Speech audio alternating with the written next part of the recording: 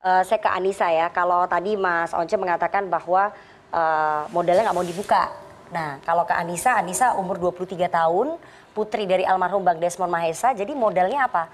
Maju jadi anggota DPR berbekal modal nama belakang almarhum ayah, itu yang menjadikan Anda bisa dapat kursi dari Dapil Banten?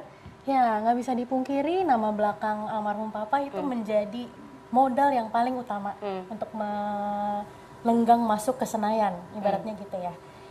Karena aku mengenalkan diri kepada konstituen almarhum Papa juga Anissa, anaknya Desmond. Karena memang Jadi aku, jual nama almarhum ayah? iya, bukan jual, tapi saya dengan bangga mengatakan saya anak beliau karena saya tahu perjuangan beliau di dapil seperti apa.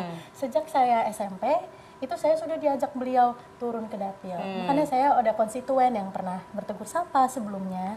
Jadi nggak sepenuhnya ini siapa nggak pernah dengar, enggak. Karena memang sudah pernah bersinggungan tangan sebelumnya. Jadi bisa dibilang memang bekal utamanya itu nama belakang almarhum Papa. Tapi tentu saja ada bekal lain.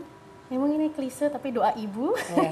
Karena Manjur ya itu. iya, apa yang bisa diharapkan dari anak 23 tahun, ibarat kata kan gitu. Orang pasti berkata-kata mungkin beliau ini minim kredibilitas atau bagaimana, kan kita tidak tahu ya orang berpikir apa. Tapi tentu saja modalnya itu nama almarhum Bapak dan juga perjuangan konstituen-konstituen yang sudah bersinggungan tangan dengan Papa, dan aku juga langsung bertemu langsung, bertatap, berbicara langsung dengan mereka. Mereka lah modal aku bisa duduk di Senayan. Oke. Tapi Anissa menyadari nggak bahwa stigma politik dinasti itu berarti melekat di Anissa? Yes, tapi sebenarnya kalau dibilang politik dinasti, mungkin orang bisa berkata seperti itu ya.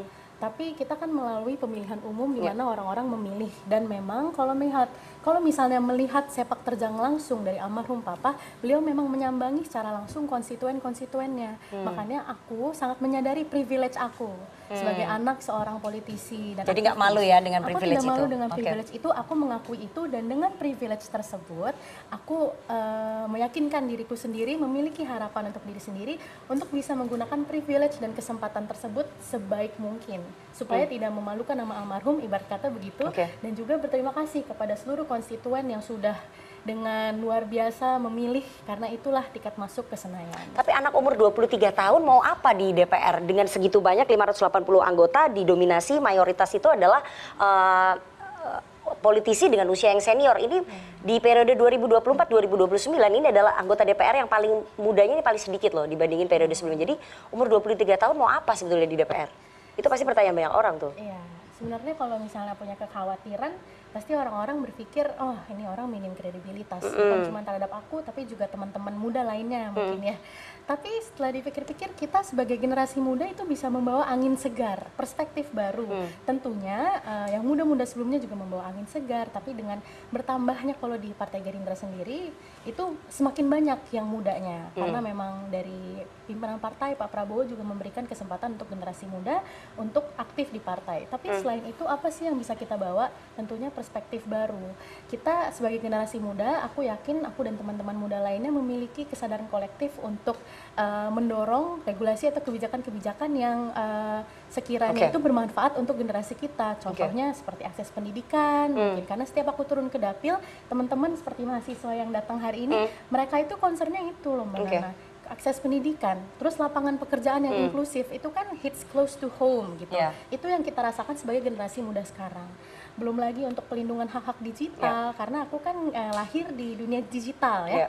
Technology era, everything is technology. So untuk sebagai generasi baru ini tentunya kita yang harus mengawal regulasi kebijakan itu. Jadi itu yang aku dan teman-teman muda di parlemen ini mungkin kita perjuangkan bersama-sama. Oke, pertanyaannya kalau Anda bukan anaknya seorang Desmond J. Mahesa almarhum, Anda akan kepilih nggak di DPR? Pertanyaan yang sangat bagus dan membuat berpikir ya.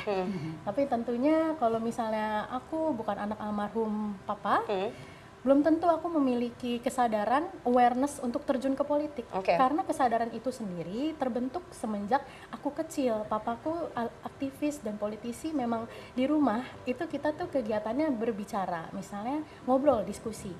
Aku di rumah dipanggil Yayah. Yayah, gimana menurut kamu tentang isu ini, isu itu? Jadi kalau mungkin aku bukan anak almarhum Papa, mungkin tidak akan terjun ke politik, tidak memiliki kesadaran dengan umur semuda ini untuk terjun ke politik.